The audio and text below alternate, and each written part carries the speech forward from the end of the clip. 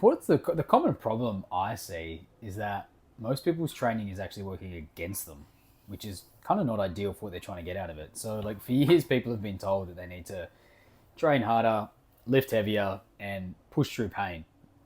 That's and that's for a lot of people, but especially people over 40. This mindset actually leads to a lot of frustration, normally a bit of burnout, and normally some form of injury along the way. And I think a lot of people that listen to this will kind of feel the same way or have been through something like that.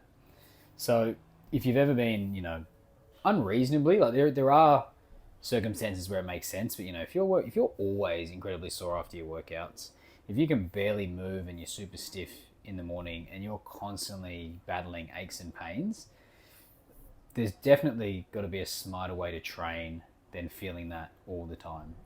And today, hopefully, we can kind of unpack sort of what I personally think is the key driver for reshaping your thinking about training to actually be really smart about it and make the most out of it. And I kind of just want to enlighten some people and educate them on that today so that they can start to approach their training a little bit differently.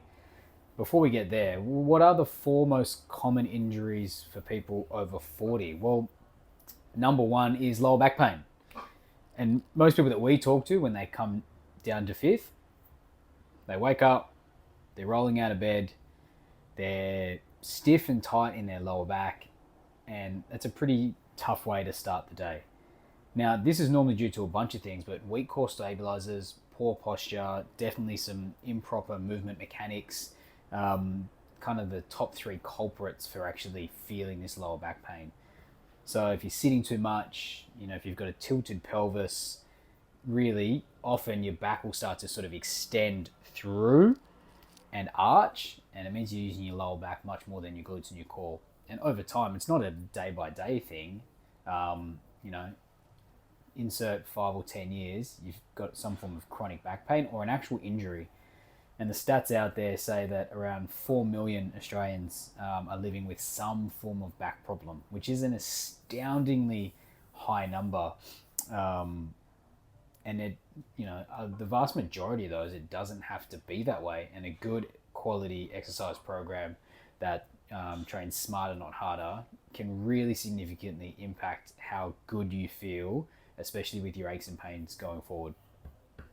Number two is anything to do with the knee. So patellofemoral pain, anything sort of ACL, they're kind of the two big culprits we see a lot of. So sharp pain in the knees when you're going downstairs. That is often due to some, it could either be foot biomechanical breakdown or sort of weak VMO, which is the muscle just on the inside of your knee, and glutes. And this means that your knee stops tracking correctly and it overloads the joint. So without stability, each step just kind of creates unnecessary wear and tear on that joint, on the cartilage, and on the ligaments, and can lead to something really catastrophic like ACL, but it can also just lead to some form of arthritis and inflammation in the knee. Number three, we see them every other day as coaches, any sort of shoulder impingement and rotator cuff tears. A lot of it's due to posture, kind of what we're doing now, side on, rounded, sitting on a computer.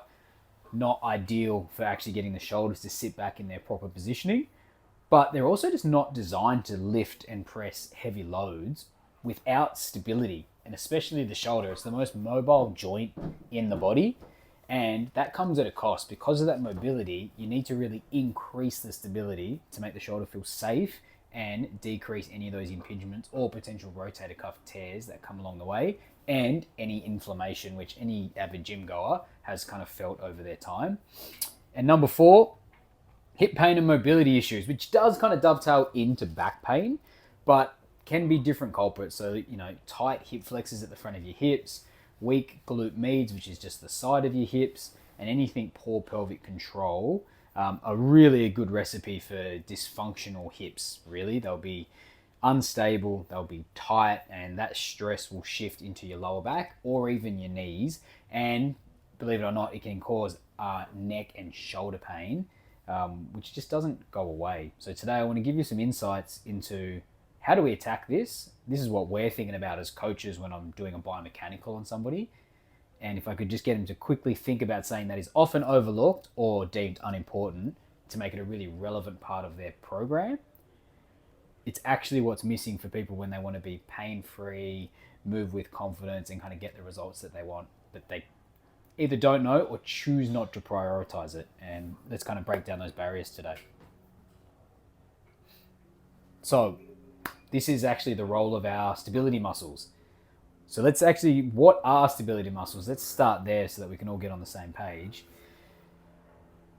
They are the shock absorbers of the body, and kind of they control the centers of movement. They're deep to the joint most of the time, and they help ensure the joint remains aligned and sort of the force is evenly distributed throughout the body when you're doing movements. They're smaller, deep. They really play a big role in sort of your postural integrity. They also help you with a thing called neuromuscular coordination, and as their name suggests, all-round joint, or really just stability of the body in general. Unlike what most people refer to as muscles, so the standard muscle that people would think of is actually a prime mover. You're thinking, a quad in the squat. You're thinking a pec in the chest for your bench press. They are really designed for power output. That is what the prime mover is designed for. The stabilizer helps support that prime mover. And I just want to differentiate between the two. And everyone puts a lot of credence into the prime mover. They do hypertrophy, they feel the burn. There's a whole bunch of things that you're trying to get out of your workout in that sense. But your stabilizer is much, much, much more important. For anybody that's had an injury, especially a shoulder injury, you'll know that something as simple as a rotator cuff, when it's inflamed or torn, your big pec, shoulder, or tricep cannot do a lot of the movements that you'd like to do and actually generate the power that it has when one of your stabilizers is actually out of commission. So that's how important they are, and they play a really vital function in the body, and they're definitely overlooked in most training programs that I see.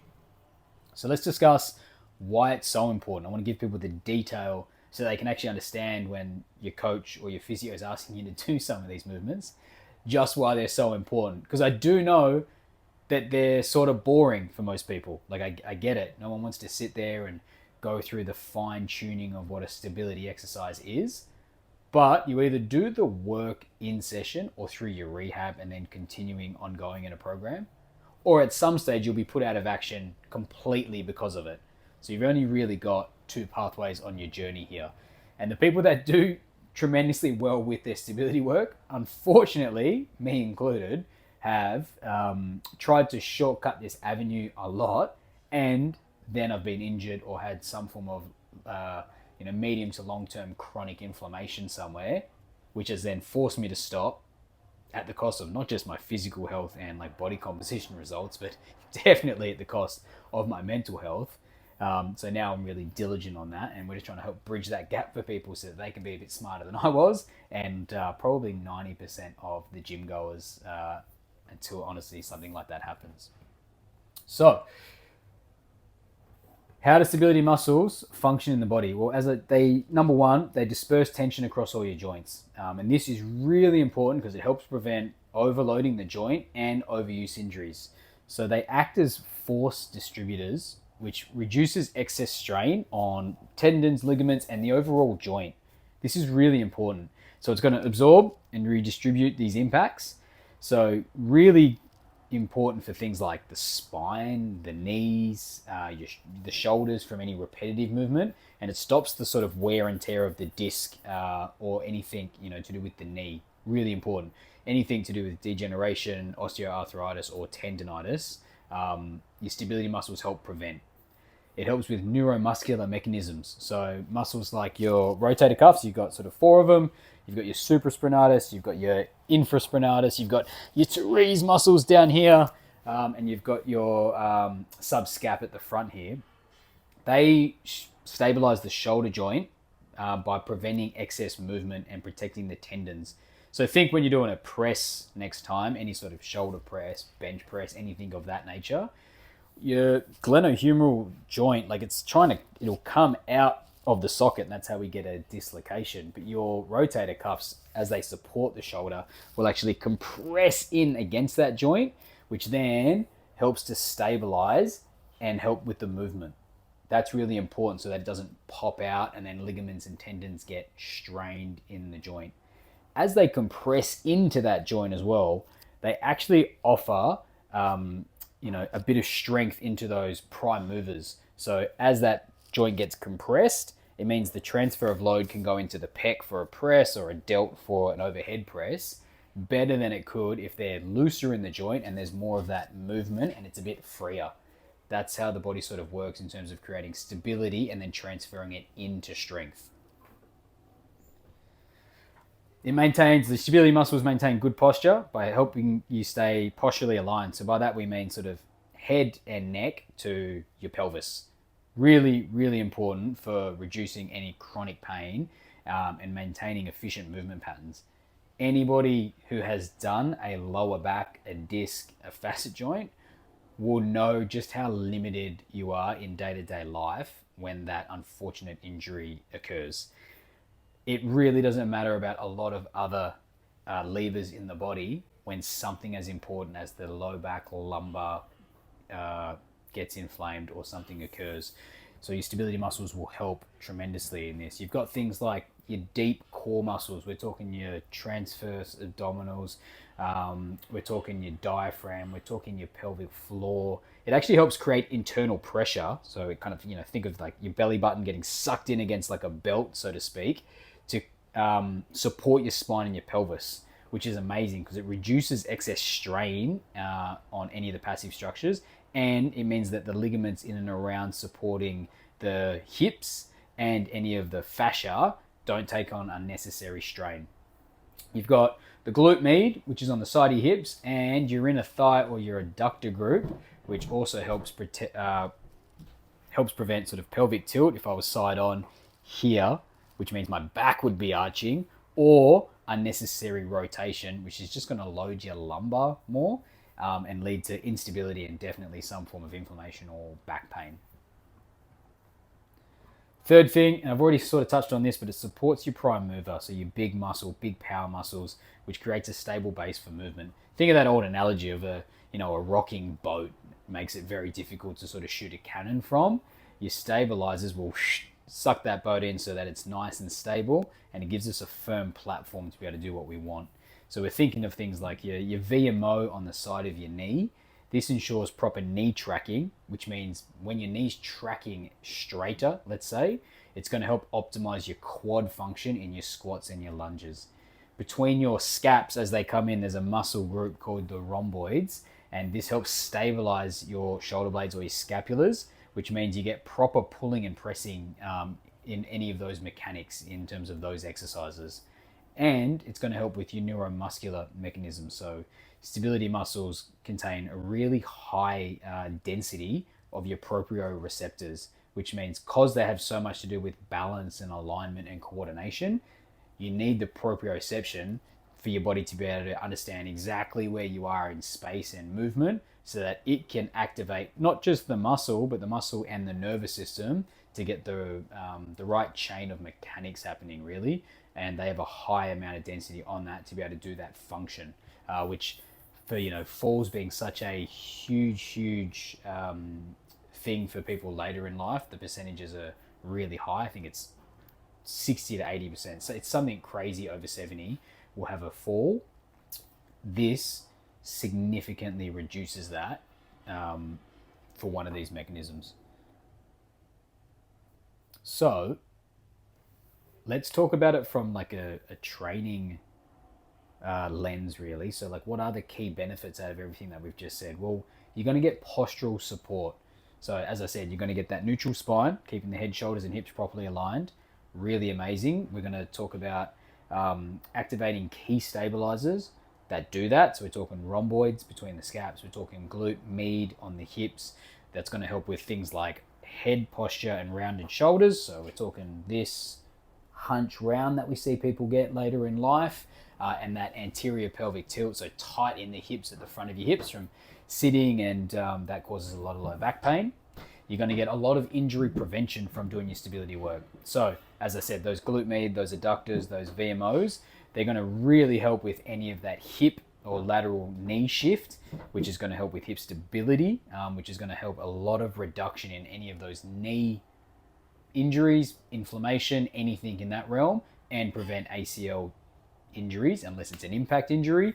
And then you've got things like your soleus, which if you don't know is the deep calf muscle, let's call it, and it provides a lot of ankle and lower leg stability. So for all the runners out there, if you're not doing soleus work, you should add it into your program a couple of times a week. And it's also going to help protect the Achilles tendon while we're doing that. So once we've got those two pieces, that's going to allow the least amount of compensation in the body. So while posture and stability is super unsexy for most people, I personally think not being able to train, move, take care of my mental health is pretty unsexy as well. So the reason they also, let's sex it up a little bit, is they help with the least amount of compensation. So when you've got good head to tail alignment in terms of posture and stabilizers that are activating really well, it means the compensation in the body is at its least.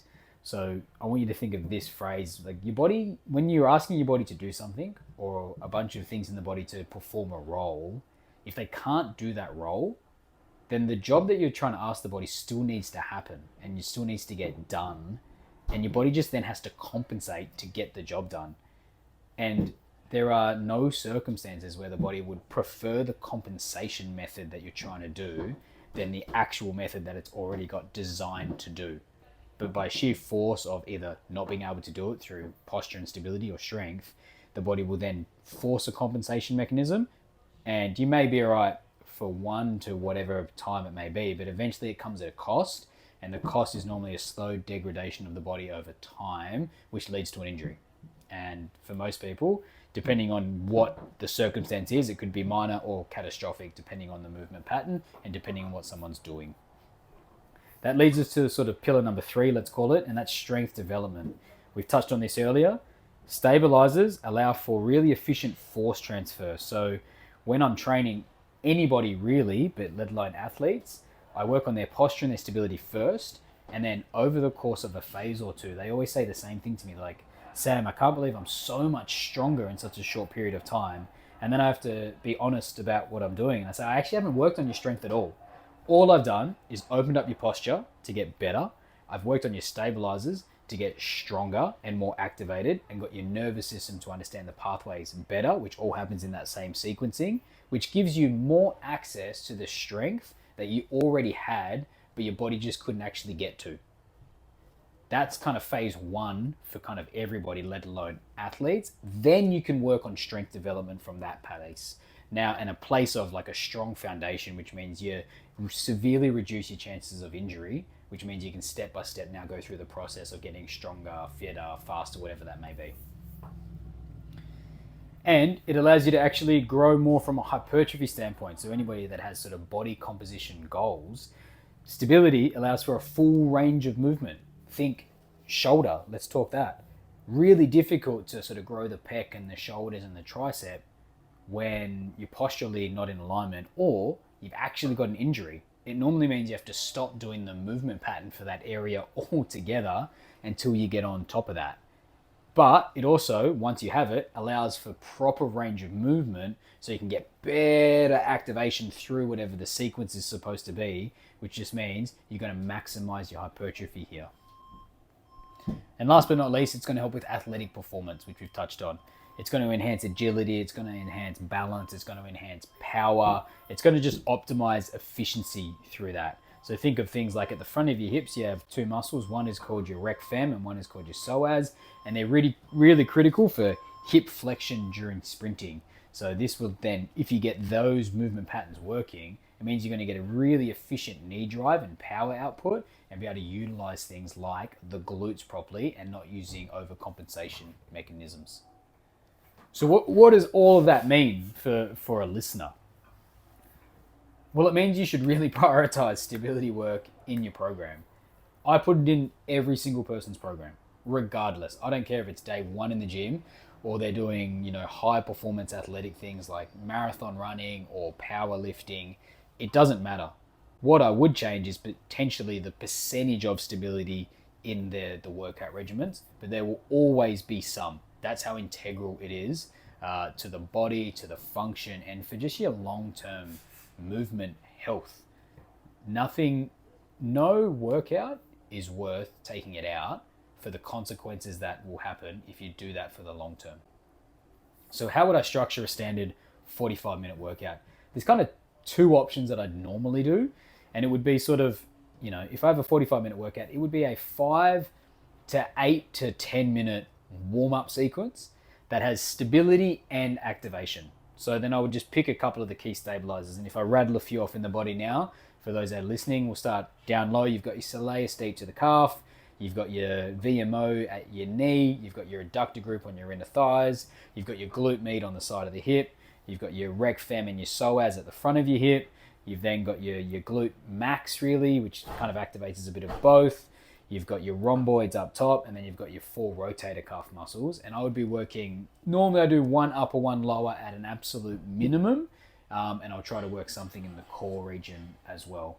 Something between 5 to 8 reps, a couple of different sets, and I'm really just trying to get the tempo, which is key here.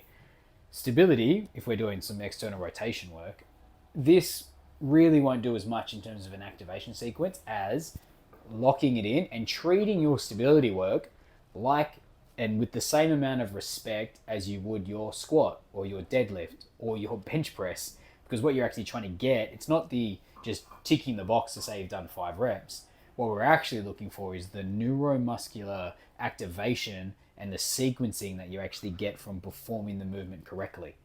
That engagement gets your nervous system to understand that it can then be safe in a stable range and actually get the activation into the muscles to be proper. That's why it's really important to lock in, engage, and I would do less reps, not more, so I can keep a controlled, steady tempo throughout and try to think about exactly what I'm doing in the movement to actually get the benefit of the movement. Then I would add in my strength regimen to it, whatever that looks like. It'd be full body. I'd have some form of compound movement. I'd do some form of unilateral movement. And then I'd add in some stability between that. That would go for about half an hour. Again, I would definitely reduce the amount of strength training in my regimen if it meant I couldn't fit that and stability in. I don't think anything in a workout is worth not having the stability in.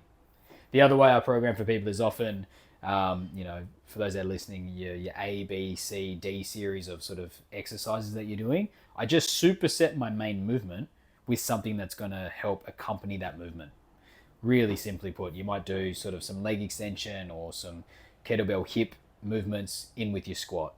You might do some Cossack or glute med work with your deadlift. You might do some external rotational thoracic work with your bench press. And now we're just doubling up. Not only are we getting more blood flow into that general area, we're getting better neuromuscular activation to the stabilizers, which means it's only going to benefit more force production or more control in the major sort of strength lift that you're trying to achieve. So there is no real downside outside of the effort involved of doing the superset and the stabilizers for the actual program itself. So hopefully through today, I've just kind of opened your eyes a bit to the importance of either stabilization in the body or the stability muscles that do that stabilization, and just the sheer importance of how much they do. They're undervalued and overlooked, but in any program, it's the first thing that I start with because it has its hands in a lot of different pies of the body because it's just involved in so many different physiological functions. And I would go as far as saying normally the long-term outlook on how you want your body to look and feel on a daily basis will definitely have some correlation to the importance of how much time you prioritize to your stability work in your workouts and your weekly plan. I'll open the floor. Does anybody, and Jeffrey, you're here, do you have any questions? Not so much questions, just I like that talking about stabilizers as like shock absorbers. That analogy I think is really good.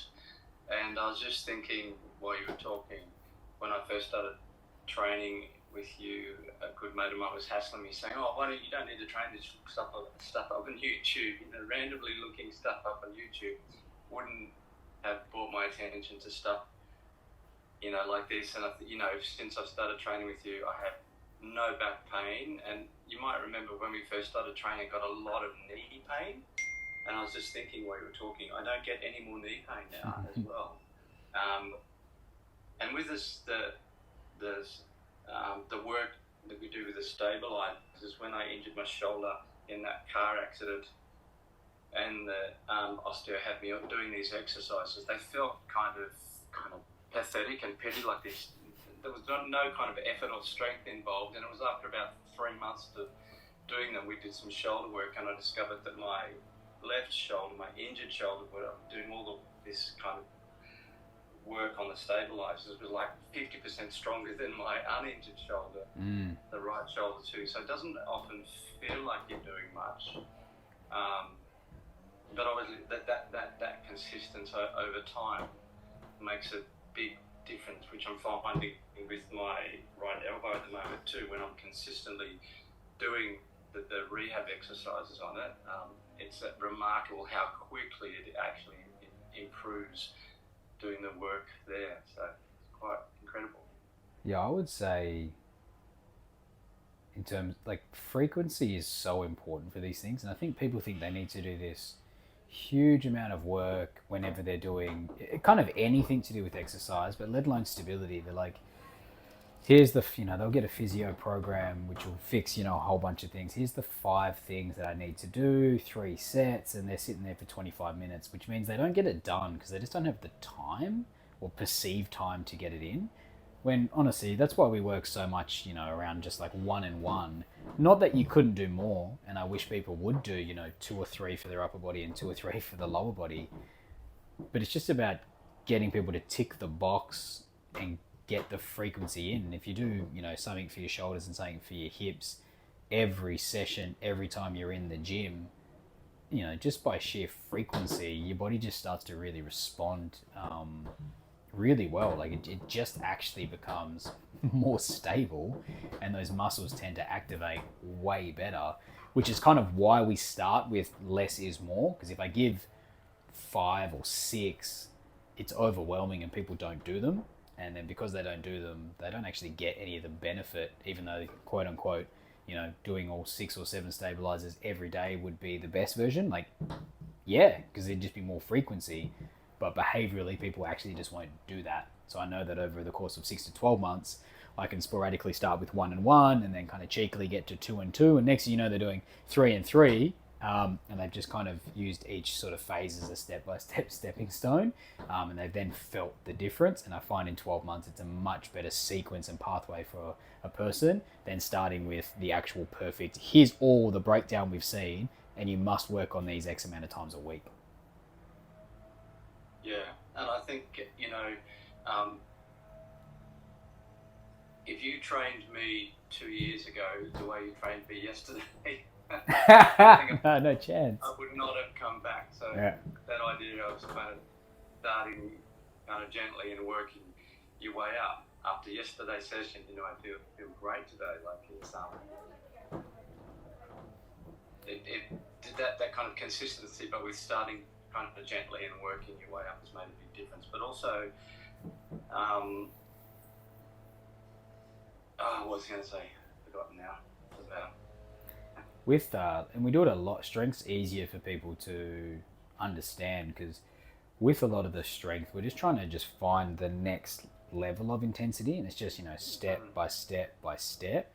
A lot of programs just go 0 to 100, let's say, but it's really difficult to maneuver from 100. Like your nervous system is really jacked up, your stress levels are probably really jacked up, and it's hard to get the next stimulus. So you have to consistently add in more volume and more volume and more frequency of volume just to get the body to react. Where if you just start a little bit lower with wherever somebody's threshold is at that point, they'll still get a really good response because it's kind of exactly what the body needs. And then we can build, and then we can build, and then we can build. And then each phase, it's safer. You're just kind of working within wherever that person's threshold is. And each one is a different stimulus, so they'll get tremendous results anyway. And that's kind of all we've been doing over the last 2 years, really. That's what I was going to say too. kind of going against the dominant narrative. You know, at 54, just about to turn 55, my aches and pains and niggles and back pain and knee pain, instead of getting worse, that have literally gone away. Yeah, it's amazing. The dominant narrative is they get worse, you get stiff, you get slow, you get sore, and we're reversing the trend too, which I think is brilliant. Yeah, I think there's, and it's pretty commonplace. We've talked about this a lot, but how many people think that way? It's like, I despise that thinking because I see people every other day in here, and I'm so lucky that I'm exposed to it.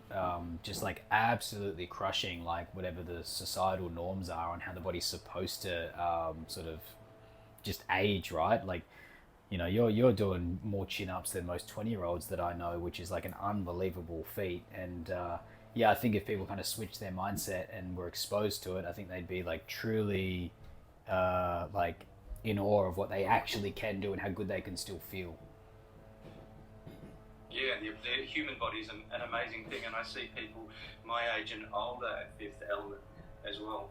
Same thing, smashing it. And I was wondering, I'm going to go up and bow down and worship them and say, well done, it's great. Yeah, it's one of the best parts about being here. Like the most unbelievable things going on here through people just changing what they're doing and maybe just believing that they actually can, feel and move and be sort of pain-free and confident with their movement. And they're kicking absolute goals in here, which is awesome. I'm way more inspired by that than I am, the 20-year-old, doing CrossFit or whatever it is.